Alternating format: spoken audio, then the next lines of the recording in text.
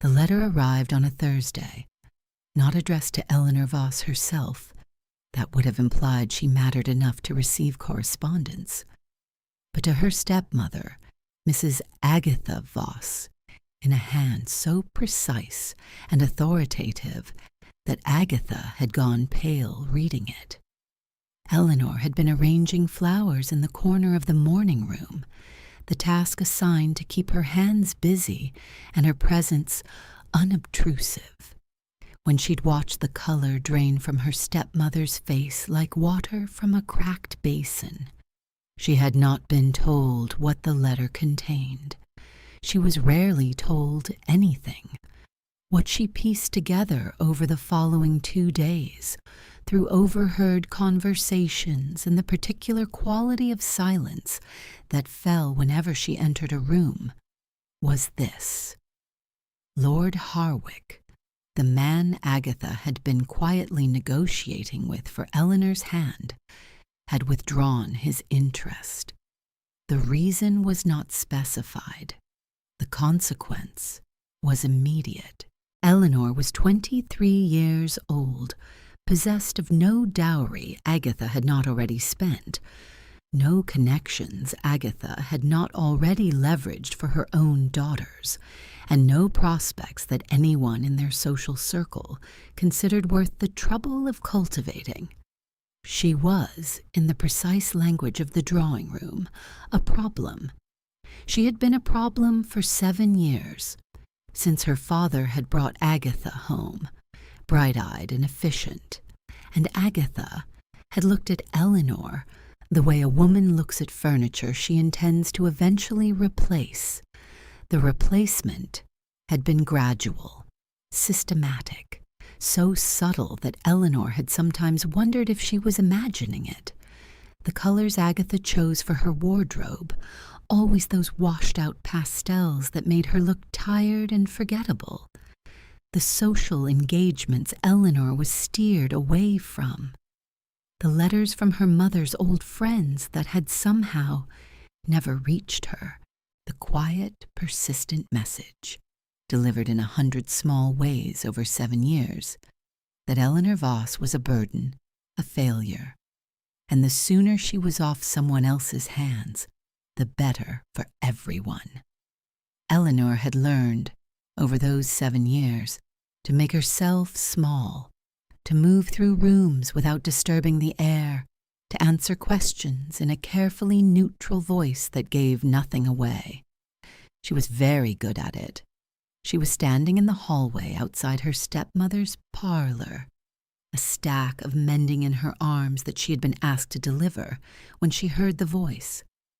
Not Agatha's voice, a man's voice, low, measured, carrying the particular quality of someone who had never once in his life needed to raise his volume to be heard. "You will, of course, understand my mother's position," the voice said. "She was a great admirer of the late Mrs. Voss.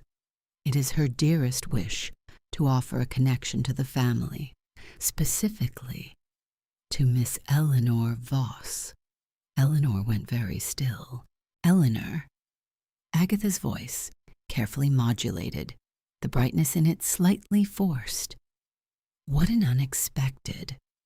"My mother is not a patient woman," the voice continued, as though Agatha had not spoken. "She has asked me to extend the invitation personally. Miss Voss would come as a companion of sorts, a valued guest. The arrangement would be formalized, of course, properly documented. I trust there is no objection." A pause. The kind of pause that was not really a question. "Of course not," Agatha said. Eleanor pressed herself against the wall, heart hammering, the mending clutched against her chest. She did not understand what was happening. She understood only that someone was speaking about her as though she were a person worth speaking about, and that the voice doing the speaking had not once, in the entire exchange, suggested she was a burden. The parlor door opened. The man who stepped into the hallway was tall, taller than she'd expected from a voice, though she couldn't have said why she'd formed expectations at all. He was perhaps 30, with dark hair and the kind of bone structure that painters attempted and never quite captured. He wore charcoal gray, and he moved with the unhurried certainty of someone who owned every room he entered. He saw her immediately, not through her, not past her, at her, with gray eyes that were sharp and still and completely, unnervingly focused. "Miss Voss," he said. It wasn't a question. He'd known she was there. "Your Grace," she managed, because she had placed him now, the Duke of Ashford, and the pieces of the conversation rearranged themselves into something she could almost understand. "My carriage is at the front," he said, "if you require time to gather your things." "I don't have many things," Eleanor said. Something flickered in his expression. Not pity. Something older and quieter than pity. "Then we can leave when you're ready. Wait," he said. She looked at him for a long moment.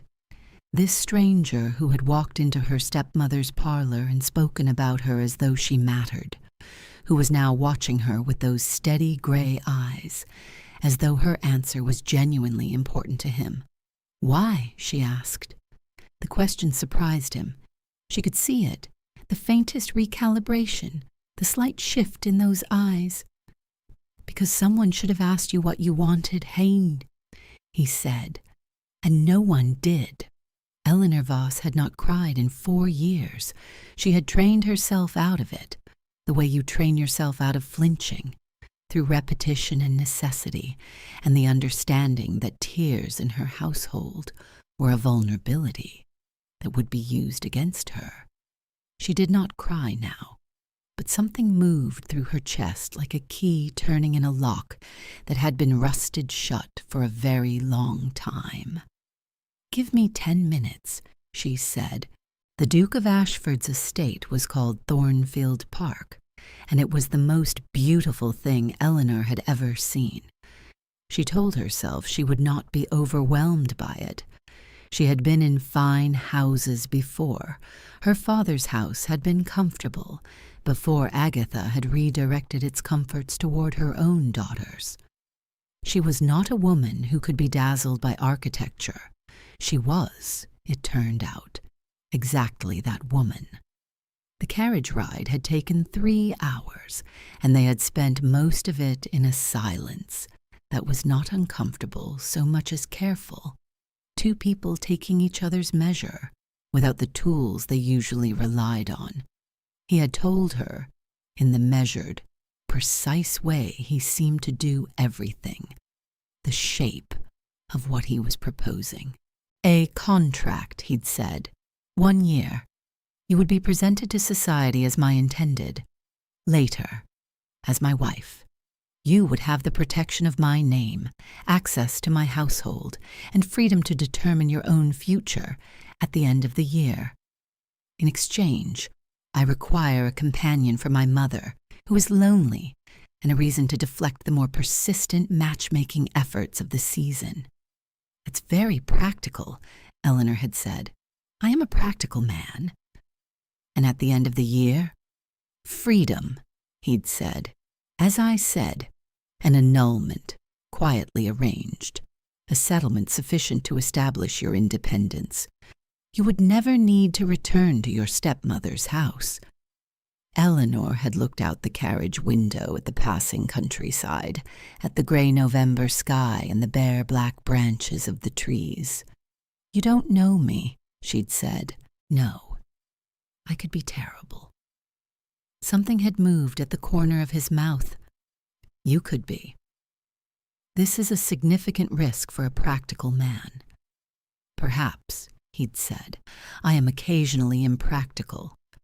She had not known what to make of him. She still didn't, standing in the entrance hall of Thornfield Park with its soaring stone ceilings and its smell of beeswax and wood smoke, watching a footman carry her single modest trunk up a staircase wide enough to drive a carriage through. Eleanor. The voice came from the top of the stairs, warm, authoritative, the voice of a woman who had once been formidable and had simply never stopped. The Dowager Duchess of Ashford descended with the unhurried grace of someone who considered staircases to be a personal audience opportunity. She was 60, perhaps, with silver hair and eyes the same shade of gray as her son's, and she looked at Eleanor the way Eleanor had not been looked at in a very long time, like she was exactly who had been expected, like she was welcome. "My dear girl," the Dowager said, taking Eleanor's hands in both of hers, "you have your mother's eyes. Did you know that? Helena had precisely that shade, like the sea before a storm. I told her so the last time I saw her. She laughed at me." Eleanor's throat tightened. "You knew my mother?" "We were girls together, before the world sorted us into our respective positions." The Dowager's grip tightened briefly, warmly. "She wrote to me, you know, for years after her marriage, and then the letters stopped. I suspected why." Her gaze moved briefly to her son, something passing between them, a confirmation of something already understood. "We have a great deal to discuss. But first, you need a bath and a proper meal, and then I am going to show you your rooms, which are considerably better than anything you have been accustomed to, and you are going to accept them without argument." "I wasn't going to argue," Eleanor said. "Good," the Dowager said. "I find argument exhausting before dinner." The rooms were, in fact, considerably better. The wardrobe that arrived the following week was better still. The Dowager had opinions about color, strong ones, and she expressed them by filling Eleanor's dressing room with deep sapphire and forest green, and a particular shade of burgundy that made Eleanor look, when she finally stood before the mirror, like someone she didn't quite recognize. Someone who looked as though she had always been meant to take up space. "Your stepmother," the Dowager said, standing behind her in the mirror's reflection, "chose colors for you the way you choose colors for furniture you want people to overlook. She knew exactly what she was doing." Eleanor stared at the woman in the mirror. "I thought I just had a difficult complexion." "You have a magnificent complexion," the Dowager said flatly. She simply preferred you not to know it. The Duke was present at dinner each evening, and absent, with perfect courtesy, for most of the hours in between. He was, as he had promised, unfailingly polite. He asked Eleanor questions about her interests. She had them, buried under 7 years of being told they were inconvenient, and listened to her answers with an attention that was disconcerting in its completeness. He did not interrupt. He did not redirect. He simply listened, and occasionally said something that revealed he had been thinking about what she'd said the previous evening, which was somehow more unsettling than indifference would have been. She told herself she was not reading anything into it. She was, she suspected, reading everything into it. 3 weeks into her residence at Thornfield, she found him in the library at 2 in the morning. She had not been sleeping. She rarely slept well, a habit of vigilance developed over years of a household that was not safe to be unguarded in. She had come for a book, in the way she always did when the dark hours stretched too long, and she had pushed open the library door to find the fire burned low and the Duke of Ashford sitting in the chair nearest the hearth, a book open in his lap that he was clearly not reading. He looked up when she entered. She should have apologized and retreated. She did neither. "You don't sleep either," she said. "Rarely," he said. She crossed to the shelves, found the volume she'd been looking for, and then, because the fire was warm and the night was cold, and she was so tired of retreating, She sat in the chair across from him. The silence between them was different at 2 in the morning, thinner. The careful architecture of daytime courtesy didn't quite hold. "Are you afraid?" he asked after a while. She considered lying. "Yes." "Of what?" "Of—" She stopped, tried again. "Of this becoming real, of letting myself believe it and then discovering it was only ever a contract." The fire cracked softly. His face in the low light was stripped of its usual careful composure, and what was underneath was something she hadn't expected. Not coldness, not calculation, but a kind of careful, sustained longing that looked as though it had been there for a long time.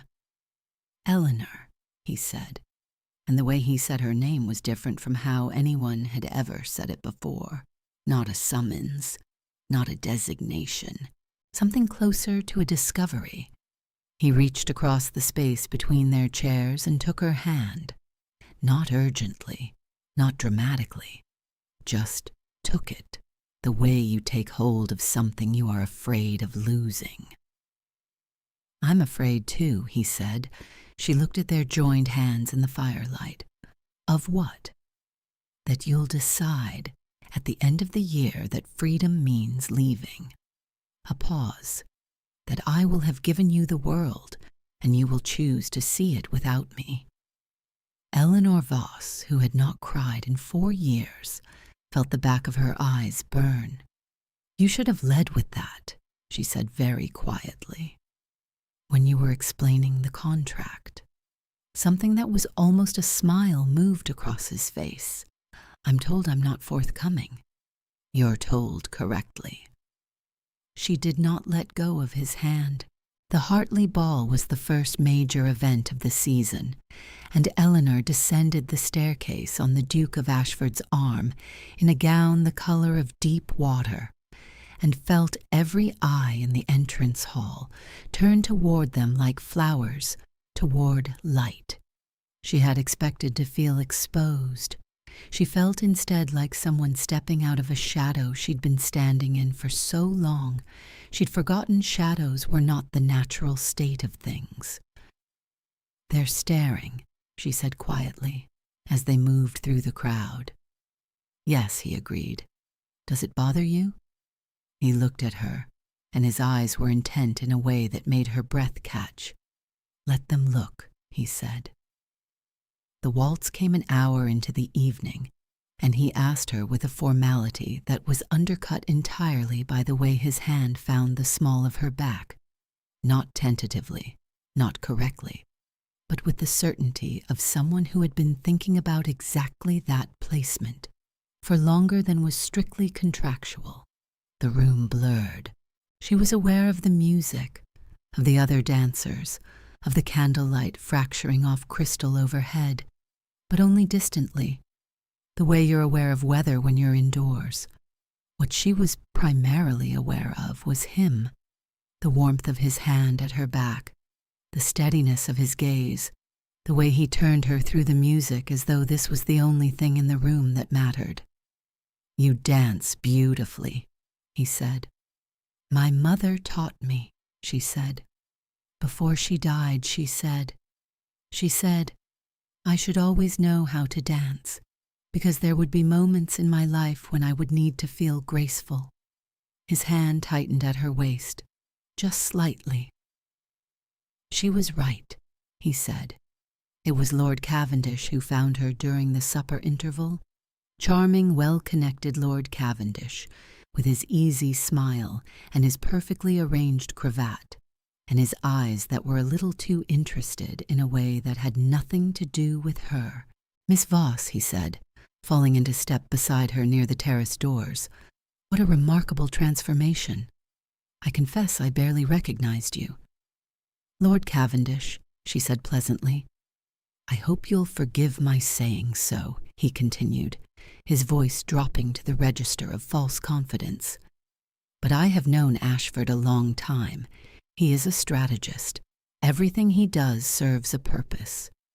A pause, weighted with implication. I simply wonder, has he told you what purpose you serve? Eleanor looked at him steadily. Has he told you? Something shifted in Cavendish's expression. I only mean to say, a man like Ashford does not extend charity without reason. You are a piece on his board, Miss Voss, not a player. The words landed with the specific precision of something designed to wound. She recognized the technique. It was Agatha's technique, dressed in a gentleman's coat. She found the Duke on the terrace 20 minutes later.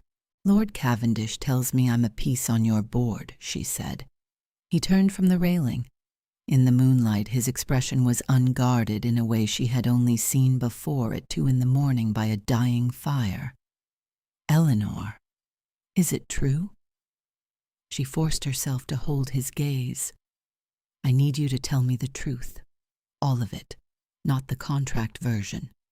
The silence stretched, and then with the deliberate care of someone dismantling their own armor piece by piece, he said, When I heard your stepmother speak about you, I was there to discuss an entirely unrelated matter of business, and she spoke about you as though you were an inconvenience to be disposed of. Something in me refused to leave the room without doing something. That was not strategy. That was... He stopped. I don't know what it was. I only know it was not strategy. And now? His jaw was tight. His eyes were raw. Now you have been in my house for 4 weeks, and I have sat across from you at dinner and listened to you talk about books and watched you make my mother laugh for the first time in 2 years. And I am standing on this terrace telling you that you matter to me in a way that has nothing to do with any contract I have ever drawn up, and I don't know what to do with that. A breath. You matter already. Considerably more than is wise. Eleanor looked at him in the moonlight. This careful, controlled man who was, at this precise moment, neither careful nor controlled, who was simply standing in front of her, with everything visible. Cavendish was wrong, she said. You're terrible at strategy. Something broke open in his expression. He reached up and touched her face, one hand, careful, his thumb at her cheekbone, and she turned into it the way you turn toward warmth.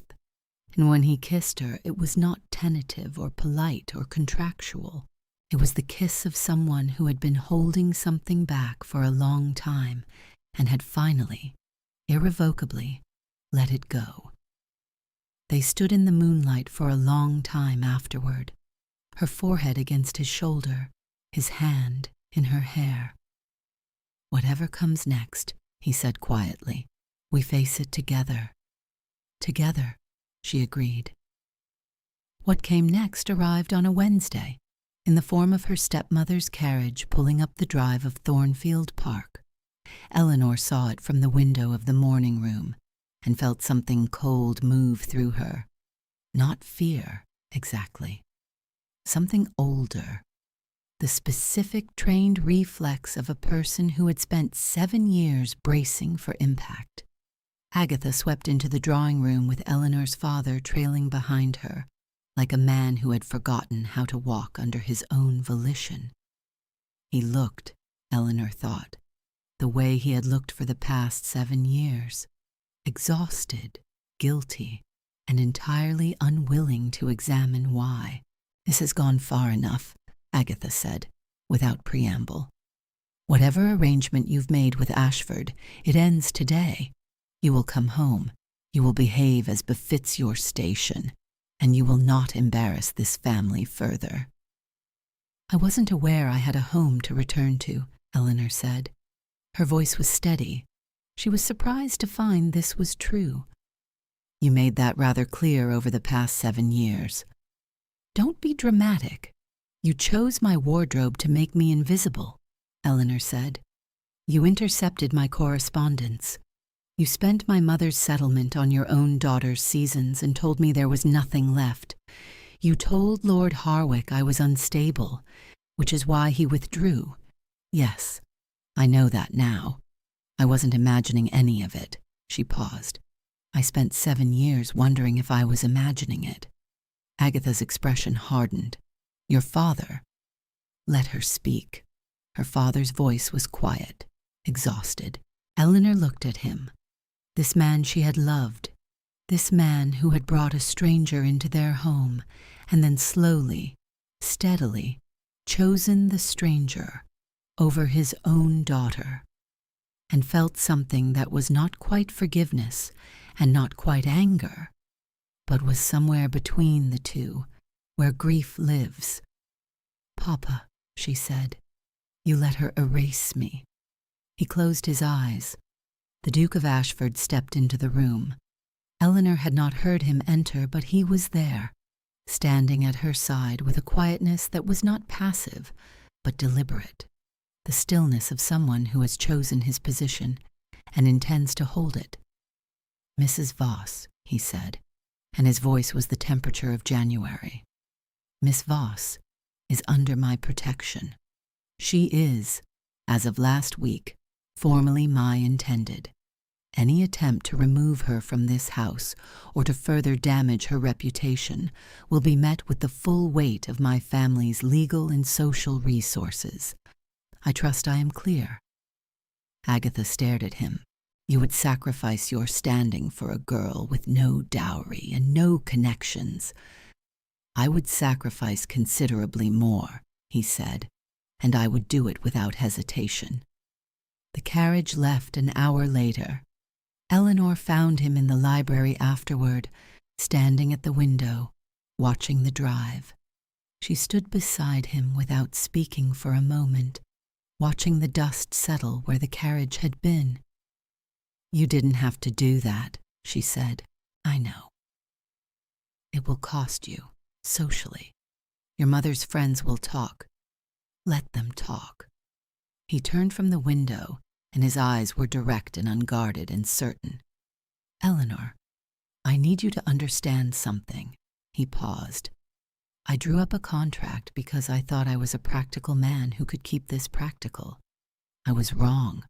I have been wrong since approximately the second evening of your residence here, when you told me you thought Milton was overrated, and then looked immediately alarmed that you'd said it aloud.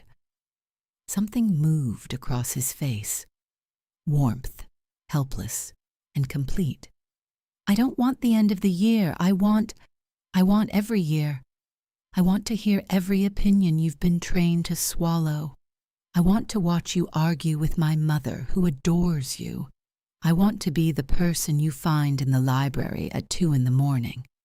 Eleanor looked at him for a long, still moment. The contract, she said, is void, he said, if you want it to be, or it can become something else entirely. He reached out and took her hand, the way he had by the fire, not urgently, not dramatically, but with the careful certainty of someone who has decided. I am asking you, Eleanor, not negotiating, asking. She thought about 7 years of smallness, 7 years of washed-out colors and intercepted letters, and being steered away from every door before she could reach the handle. She thought about a voice in a hallway saying someone should have asked you what you wanted and no one did. She thought about Milton and the way he had looked when she'd said it, not past her, not through her, at her. Yes, she said.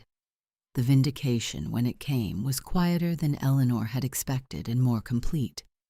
It came through the Dowager Duchess, who had, it emerged, spent the intervening weeks in quiet and highly effective conversation with every woman of consequence in their social circle. It came through Eleanor's father, who had, in the privacy of his own conscience, finally done the accounting that had been overdue for 7 years, and who had written to 3 of Agatha's most useful allies with a specificity about her conduct that could not be dismissed. It came, most decisively, through Lord Cavendish, who had made the error of repeating his terrace conversation to the wrong person, specifically to a woman who had known Eleanor's mother and who considered the repetition a personal affront. By the time the Ashford engagement was formally announced, the whispers had changed direction. Eleanor noticed it first at Lady Pemberton's music hall, the way the room oriented toward her differently, the invitations that arrived in the following days, the particular quality of attention that meant society had made a collective decision and revised its position accordingly. She stood in Lady Pemberton's drawing room in a gown the color of forest at dusk, and felt, for the first time in a very long time, like she was standing in a room she was allowed to be in. The Duke found her by the window. "You're smiling," he said. "I'm allowed to smile." "You are," he agreed, and the way he said it was so simple and so complete that she felt it land somewhere deep in her chest, in the place where the rusted lock had been. She turned to face him, and he was looking at her the way he always looked at her now, directly, completely, without the careful management of distance. "I've been thinking," she said, "about the contract." His expression flickered. "Eleanor." "I've been thinking," she continued, "that the original terms were actually quite favorable. 1 year, full access to the household." She tilted her head. "I'd like to renegotiate." The flicker became something warmer. "What are your terms?" "Considerably longer than a year," she said. "Permanent access to the library. And you are required to tell me when you're afraid, instead of being quietly stoic about it and hoping I won't notice. Those are demanding terms. I'm a demanding woman." "Yes," he said softly, "you are." He reached up and touched her face, that same gesture, careful and certain. "I accept every one of them." They were married on a morning in April, when the gardens of Thornfield were rioting with the particular exuberance of things that had been waiting all winter for permission to bloom. Eleanor walked the aisle alone. She had considered this, and decided she preferred it, not because there was no one to walk with her, but because she wanted the walk to be hers. 7 years of being steered, redirected, managed. This walk was her own. He was waiting at the end of it, and when she reached him, his eyes were bright in a way she had never seen before and suspected she would spend the rest of her life cataloging. The vows they had written themselves. "I vow to see you," he said, "not the version of you that others required, the whole of you, the opinions you were trained to swallow, the laughter you learned to hide, the person you were before you were taught to be invisible. I vow to see her every day." Eleanor's voice, when she spoke, was steadier than she'd expected. "I vow to stand beside you," she said, "not behind you, not in your shadow, beside you where I can argue with you about Milton and find you in the library at 2 a.m. and remind you, when you forget, that you are allowed to be afraid." She paused.